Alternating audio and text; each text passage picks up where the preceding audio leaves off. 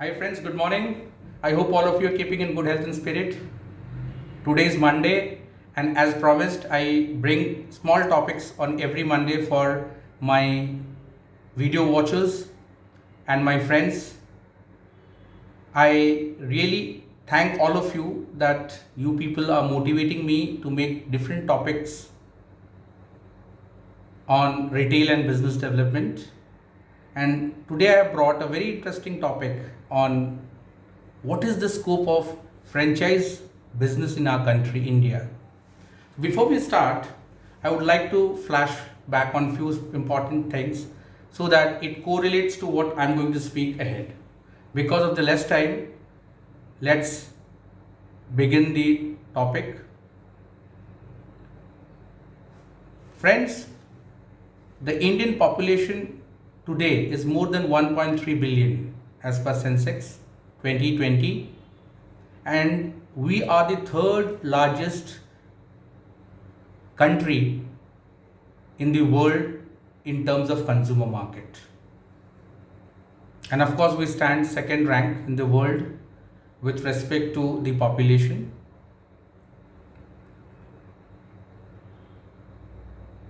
The few facts which I would like to bring before you is Indian franchise industry is estimated at 50.4 US billion dollars, and there are 4,600 franchises in India. And if we segregate these 4,600 franchises, we will see that 50% of the brands are regional brands, 34% brands are national brands, and 16% of the brands are the global brands. India has nearly 2 lakhs franchise outlets, or maybe even more today. These are the figures which I have pulled out from different statistics of the business models. And out of that, we have almost 1,70,000 franchises. Approximately 26% of the franchise buyers are the women, and almost 35% of the franchise buyers are the first time in business.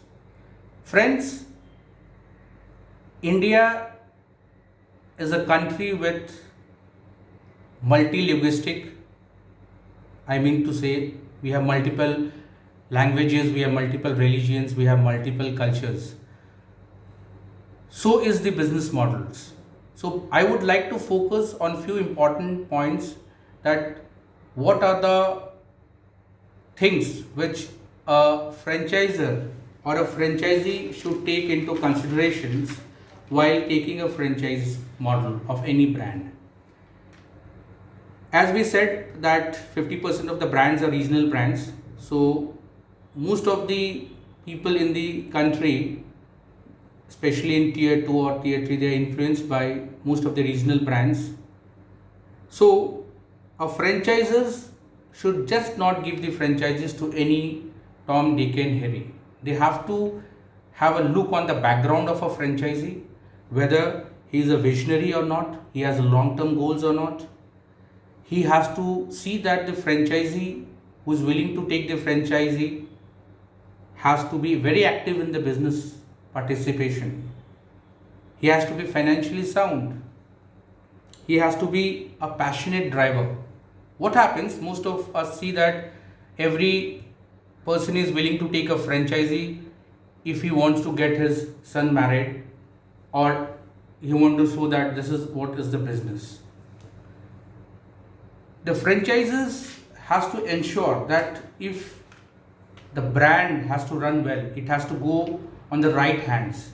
Many of the new brands, or as I said, most of the regional brands who have 5 or 10 outlets, maybe, or even 15 or 20, they just give the franchise to different people based on the investment, and finally take it over to the operational team. Friends, such franchise outlets bleed after 3 or 4 years. So there are certain limitations.